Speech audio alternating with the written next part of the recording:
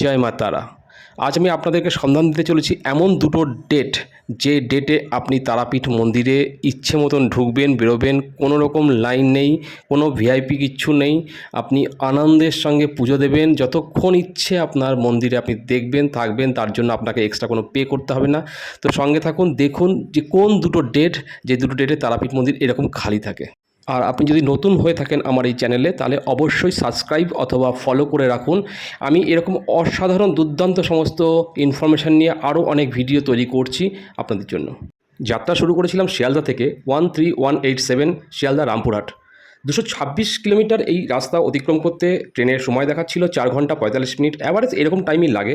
সকাল 7টা 20 মিনিটে ট্রেনটি ছাড়ে, অ্যাপ্রক্স টাইম 11টা 55 মিনিটে ট্রেনটি পৌঁছায় রামপুরহাট। তো এখানে 2S চেয়ার কার এবং 3A 3 রকমের সিট এই ট্রেনটিতে পাওয়া যায়।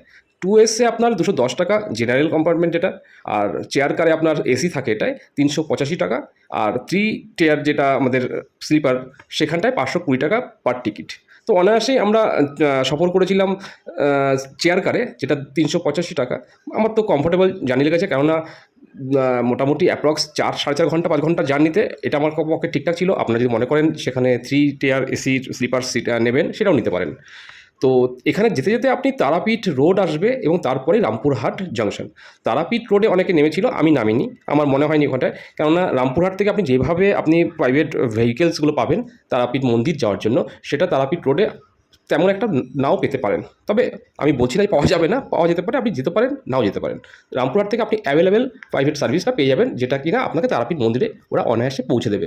সেখানে গিয়ে উঠেছিলাম হোটেল ব্লু স্টার, আমার খুব ভালো লেগেছিল।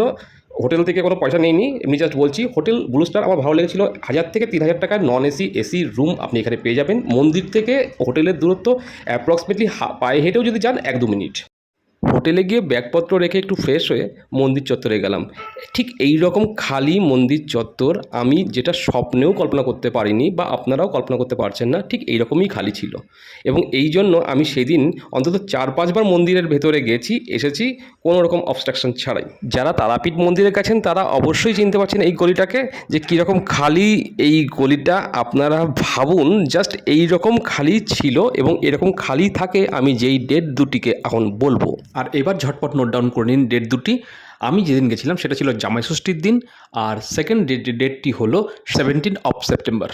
তো ঝটপট তৈরি করে ফেলুন একটা ট্যুর প্ল্যানিং, যেটা আপনার ফুল ফ্যামিলি নিয়ে মা তারার পুজো দেওয়ার সঙ্গে সঙ্গে তারাপীঠ ভ্রমণের একটা দুর্দান্ত প্ল্যান।